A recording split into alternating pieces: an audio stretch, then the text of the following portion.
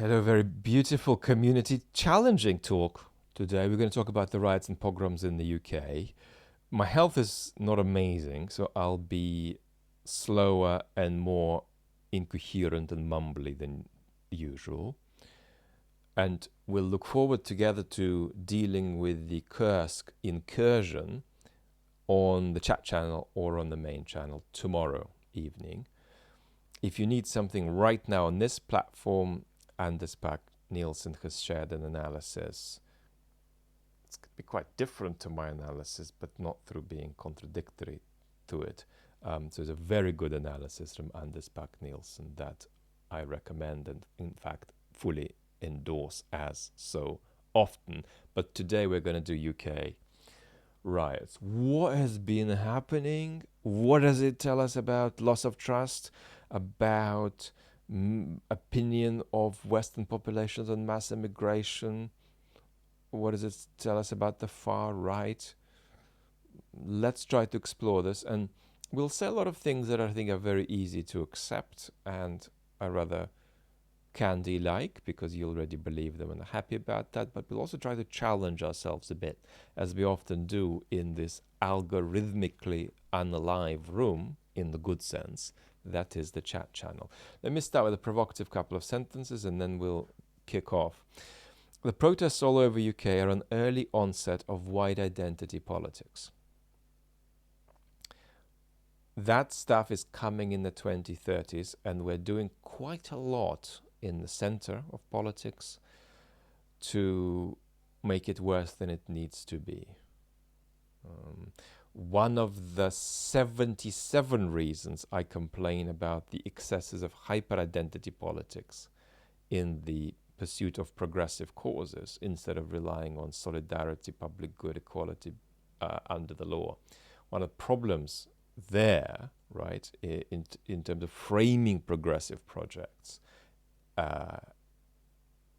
in terms of not the public good and solidarity, but separateness, apartness, even epistemic apartness, that's a really good recipe for the flourishing of other kind of identity politics that is particularly scary, that we don't have yet, but that is already developing. So, I mean, this is the paradox of the anti-woke brigade on the internet, that they're having a go at hyper-identity politics, but much of their having a go at hyper-identity politics, which is indeed a problem, is itself a counter-revolutionary authoritarian wave against it that will take, and is already taking, somewhat ugly forms. And one of those forms will be the flourishing of white identity politics in the 2030s. And so here's my controversial provocation. The protests all over UK are an early onset of white identity politics. Centrist technocrats, and that's not a horrific term of abuse. I mean, in many ways I feel safe to have technocratic centrists rather than entrepreneurial chances in power. But centrist technocrats think that they can reassert themselves against these protests and against the politics the protests represent. They can reassert themselves as the responsible center, as the responsible mainstream, but they're wrong. They think they're mainstream, but then they're not mainstream any longer. So let's get to the basics first. What happened? There was an attack in Southport on a group of young girls who were doing a Taylor Swift style yoga dance situation, and so many injuries, and 3 children lost their lives. The police didn't initially release the details of the perpetrator because he was underage, but eventually they did, and he turned out to be a Rwandan Christian born in Cardiff. So in between, right, all of these speculation online and the identity being confirmed, a wave began to develop on and off social media, giving this guy a fake Muslim name, linking him to boats coming in with people, and accusing the government wrongly of a conspiracy to cover something up. And the revelation of the identity didn't stop the wave of protests which occurred in Aldershot, Birmingham, Blackburn, Blackpool, Bolton, Bristol, Cardiff, Darlington, Hartlepool. Can go on alphabetically for quite a while. There were attacks on mosques, hostels, libraries, citizens, advice centres, asylum seekers. In Sunderland, of bricks being chucked in the direction of Filipino nurses. The a riot outside a travel lodge housing asylum seekers. Rioters had planks of wood. Police tried to stop them. Some of them got in and tried to incinerate the premises. So really, really serious stuff. Who was doing it? And as weird as this might sound, because I think about politics a great deal of the time, and there's no country I know more closely than the UK in the world. And yet they want to say, let's take time to see who these people are. We need some journalistic and academic investigation of the demographics here, and that will take time, but it'll help us understand better what went on. Here are the demos that I think are involved. Hard right folks, men in crisis. There's a crisis of men in the West, not just in the northern countries, in the southern European countries too. In the UK, the crisis is worse than in most countries in the West. It's a complex story why it's worse. One of the reasons worth mentioning is the insecurity and sexual repression of British men being particularly extreme. So this is hard for us because this crisis of men story seems to be something Jordan Peterson's side of the internet talks about, and you're not disposed to trust him. But this is not something that side of the internet owns. Yes, indeed, there is a crisis of men. I do think that the very youngest generation are pulling out of it. They're going to have other problems, and they do have other problems, but they're pulling out of it a bit. So I actually think that 30-year-olds are worse than 19-year-olds in terms of immersion in this crisis. There were young people participating who happened to be there. So that's also the happiness of the participation, not just anger. And a lot of the participants were filming themselves, but the filming being more important than the action that was being filmed.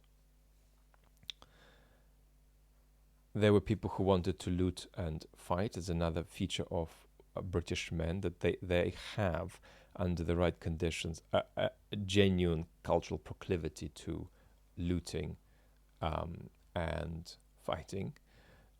You just need to do an undergraduate degree in the UK to discover that, or for that matter, spend a lot of time in small, medium towns on Friday in the early hours of the morning on weekends. Here's a very important category of people that we can't underestimate. These are people worried about immigration. So if that's the demo, what's the activity? What were they doing? Well, it's quite obvious. We just described what they were doing. But what is it? Is it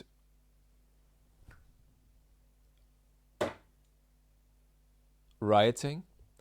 Is it terrorism?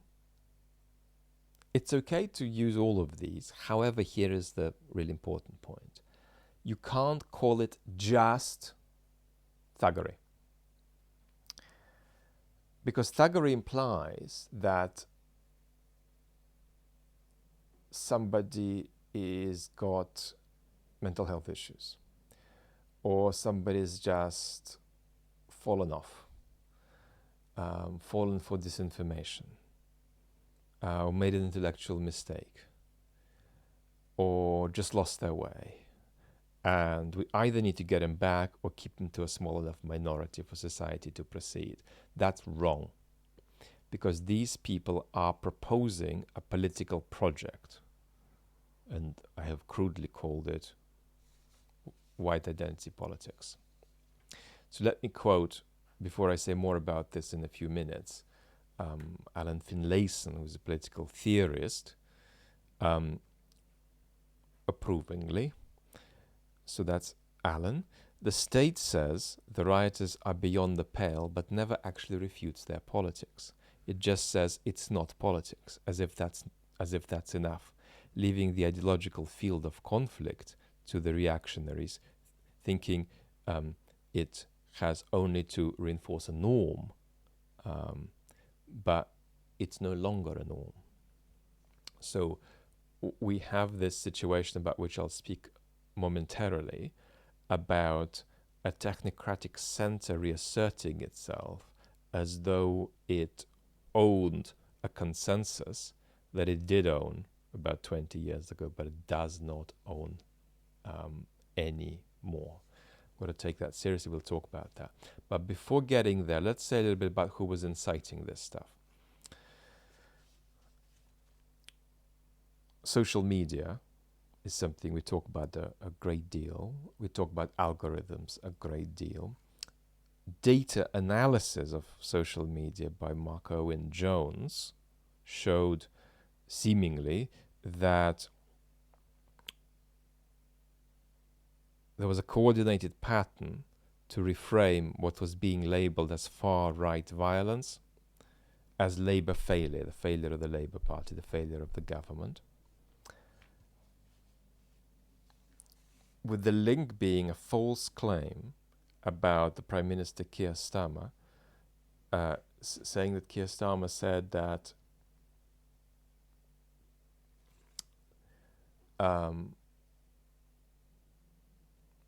something was wrong with British values. There was this attribution to Keir Starmer of an attack he never made on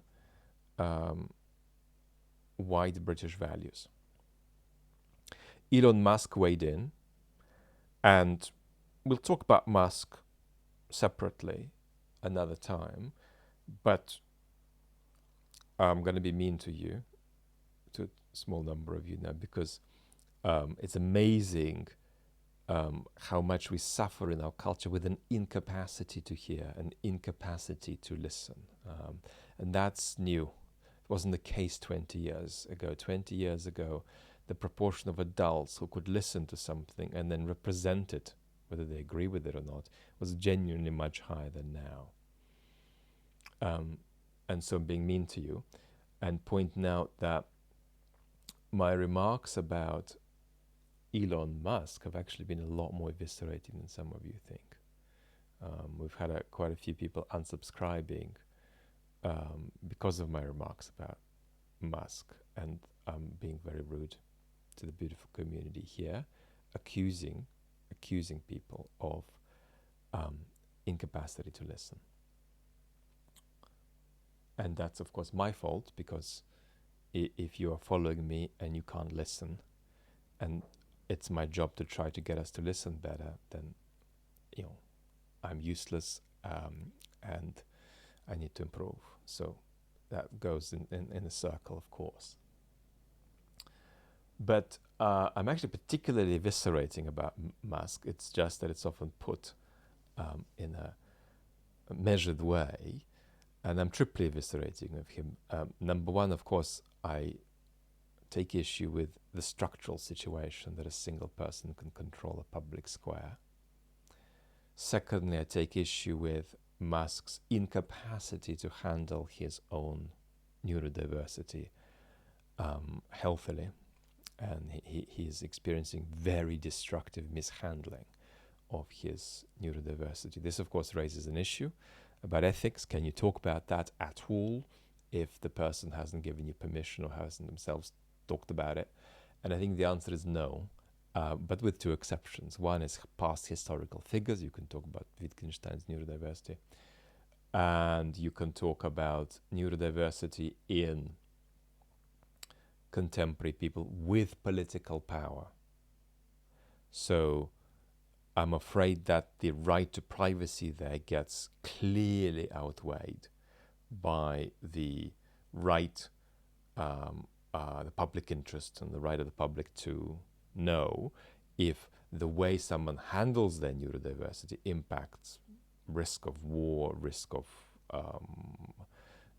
collapse of trust, risk of economic transformation. So of course, if a country has an autistic prime minister who is not handling their autism well, of course you have to talk about it. It's not even close, right? So I'm taking a strong position here that the right to privacy remains, of course, because things don't go away just because they're outweighed, but it gets outweighed, right?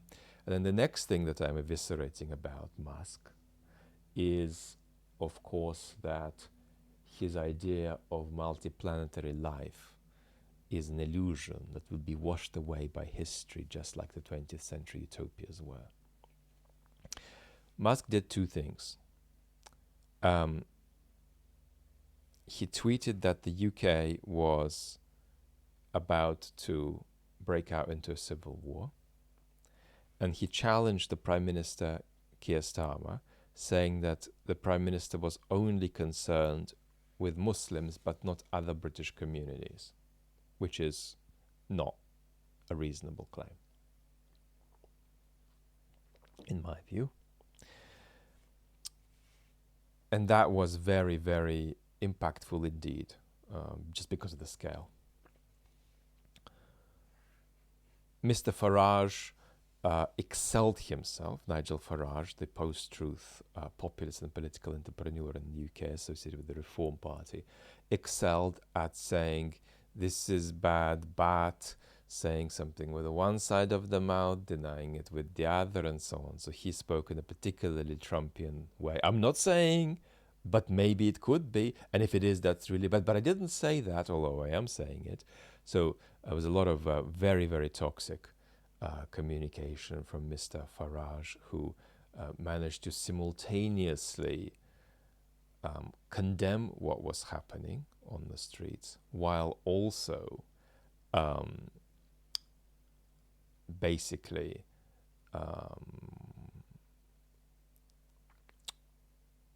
threatening that it would perpetuate. And it is genuinely stunning how much toxic politics is driven by people who are being entrepreneurial, who are simply trying to make their way in the world self-servingly. Now, who is sympathizing with the people who gathered and the people who rioted? Of course, there were very big counter-protests that we've seen in the UK over the last day or two, and that's convinced many that the consensus remains something that's not in the possession of the rioters and their sympathizers. And it's positive to see the counter-protests. Of course, there were issues with the counter-protests too, and there were some inappropriate threats of physical action upon the body of others that occurred there too. This was acted upon. But the counter-protests were a very positive thing to see. But having said that, I don't think it proves that we have consigned what I have called white identity politics to some kind of marginal corner. So let's talk about this a bit.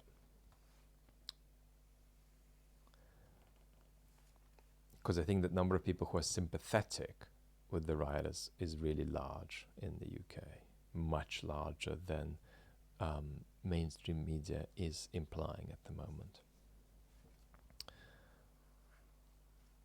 Now, before I get to talk about that a bit more, let me say that I do think that Islamophobia is not just a thing, and I won't talk about it now, I'll make a separate video about Islamophobia, but it is a profoundly socially influential, powerful prejudice that's there in many of our countries, which we're struggling to identify, and certainly very prevalent in the UK, and very prevalent in UK hard right politics.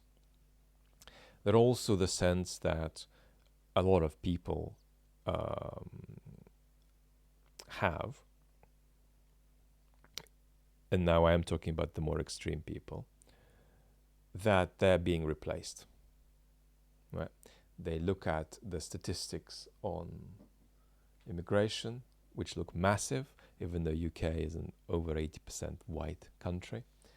They look at statistics like the fact that in 2022, 30% of children born in the UK were born to mothers who weren't born here. And so there is Islamophobia. There is also this story about being replaced, which I think is more of a minority sport, but it's worth talking about, and people get there through feeling betrayed and also through feeling opacity, that you can't judge what your institutions are doing, so you assume they could be doing something really terrible. But then there is also something else, and that is genuine worry about immigration. And what has happened is that Europe's centrist parties have not adequately responded to the anxieties of voters about mass immigration over the last few years. And if they had, the rise of the populist authoritarian right would not be as emphatic as it is.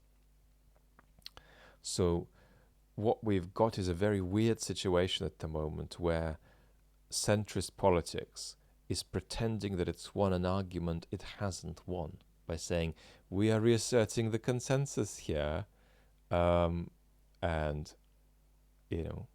showing you who is who and where the majority of the population stand, and that the people who are worrying us are in fact just that minority over there. They're extremists and they need re-education and they're delusional or just racist. So this progressive idea of associating rejection of mass migration with racism, white working class racism, and it's disgraceful how readily we call white working class people racist, by the way. And not just associating that deep anxiety people have with racism, but assuming that these people are in a minority in an under-supported way, because they might not be in a minority. So let's talk about what this really means. What's the problem that we're facing here? Here's the problem. In most Western countries today, and certainly true in the UK, you cannot get civic consent for an immigration policy that is human rights friendly, or an immigration policy that you typically associate with moderate politics. You cannot get that consensus. So you can do one of two things. Well, you can do more than two things, but you've got two options really. The first option is to make your immigration policy reflect these anxieties that large minorities or small majorities have in your countries. But then you're going to have a really brutal immigration policy that is not squareable at all with any picture of human rights. Or you tell these people to go away, but then you take the consequence that you are going to be out of touch, that you are going to undermine trust in democratic institutions, because you're going to pretend that you represent a majority when you don't. There are several issues on which the current Labour government in the UK that has a massive majority is less in sync with the British people on than some of the more irresponsible actors we've mentioned, like Nigel Farage. Now, one of these issues is renationalisation of utilities. Another terribly painful issue is green politics. So, again, anything that resembles a Green New Deal undermines trust in majorities. At the same time, it's absolutely necessary to minimize the calamity of the climate crisis. It's a very hard situation to be caught up in. And general defunding of public services of a sort of neoliberal kind. Again, the majority in Britain are not with their government on this. But almost a central issue they're not with their government on is mass immigration. And the majority in Britain feel that the policies of the Conservative and the Labour Party of recent years of letting enormous numbers of people into the country is wrong and just profoundly worries them. And there is, what I'm saying is that politically there is no way out of this, because you could sit here and be like me and say, well, if I was surrounded by people from Syria where I live, I'd take that to be very beautiful. But that's neither here nor there. The point is, what are you going to do if you're not carrying, large numbers of people in your country? And there's always this huge risk of not just failing to carry them, but also just gaslighting them by pretending that you represent the country when in fact you don't, right? Your position is not representative of what the country wants, but theirs, the voters, is. It's very, very difficult. I have some partial solutions, which is to migrate the immigration debate out of human rights discourse and into a discourse about welcome, generosity. So the language of the gift rather than the language of us owing something to people coming into the country. And that's a conversation that Michael Ignatieff, my colleague, public intellectual colleague, has begun to have in recent years. So we'll talk about solutions, but here is the problem. We have technocratic centrist politics that claims to represent the country on mass immigration, but doesn't. And there's no easy solution here, except either having systemic undermining of your democratic institutions, or having a very tough immigration policy that makes people who fancy human rights and decency and a civilized approach uncomfortable. It's a very difficult situation that you can't get out of. Now, I think that there is an argument that tends to go in two directions here. There are some people say, well, hang on, becoming tougher on immigration for a centrist government is actually just going to play into further radicalizing the more extreme voices railing against immigration. And there's another view that says, no, actually, if you engage with people's feelings more seriously on immigration, what people feel on the doorstep, that you will actually steal the carpet a bit from beneath the right. And the correct view causally is the latter. Probably the majority of my left-wing academic friends causally would argue that the first view is correct, that you actually make the situation worse by taking your immigration policy to the right. And they're causally mistaken in my view. I'm not going to support that argument now, but I'm just making that claim. And the ex-UK Prime Minister Tony Blair, whatever else we might think about him and the Iraq War, has written a strong appeal to the current Prime Minister, Keir Starmer, asking him to take the concerns of the majority on mass immigration seriously, at the risk of undermining trust in democratic institutions. Causally, Blair's right on this. But it's very painful, right? Because what it basically means is you've got to have a right-wing brutal immigration policy, or that might not be good economically even, but unless you do that, you're going to essentially fuel feelings of betrayal and perceptions of opacity about your political institutions. So that's very difficult. We'll talk more about that. Let's now say something final about journalism, how journalists might respond. So the journalistic profession, through no fault of their own, had a complete calamity, in my view, over the last few days, in response specifically to the post-truth populism. And that's because toxic,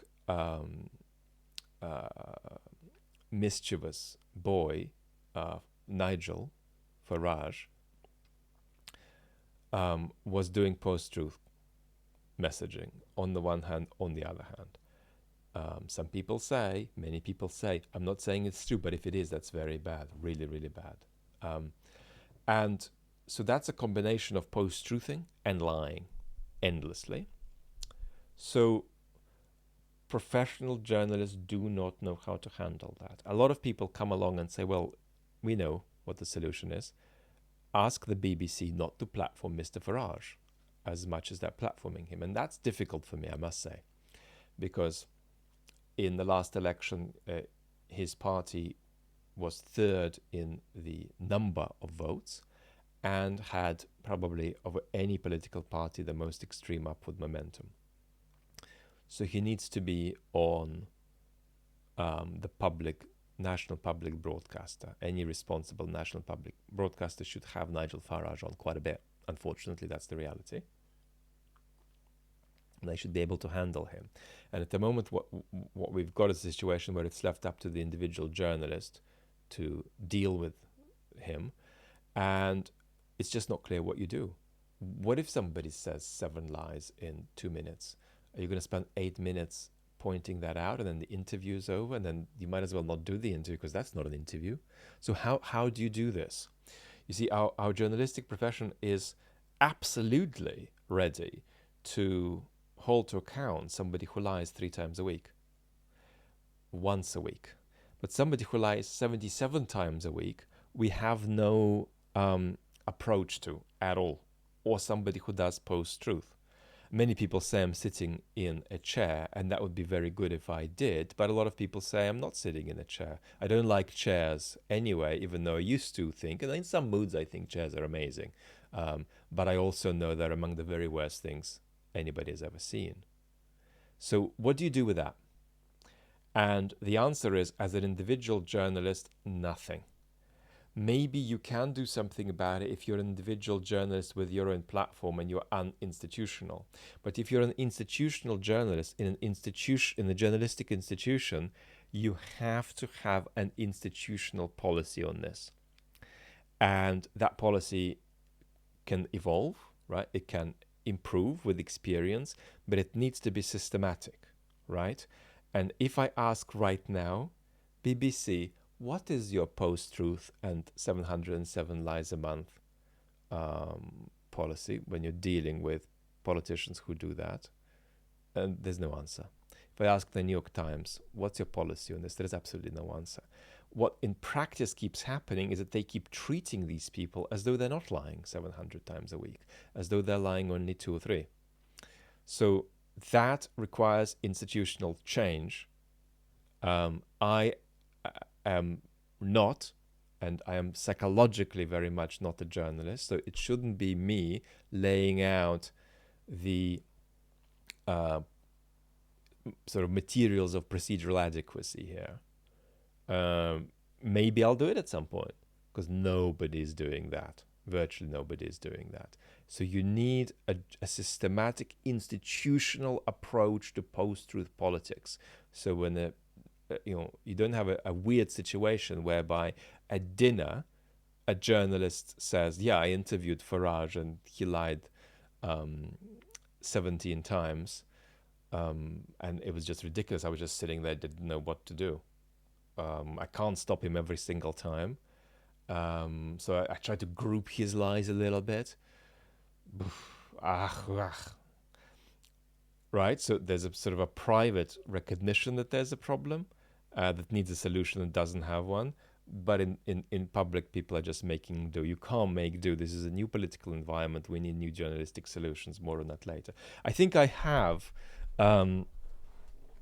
probably provoked and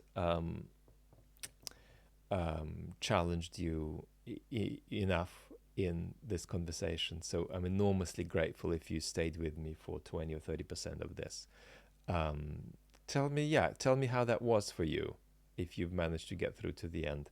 I'm very grateful, and we're going to be a bit more, I think, brisk and concentrated tomorrow, and we're going to talk the incursion into the Kursk Oblast. Lots of love.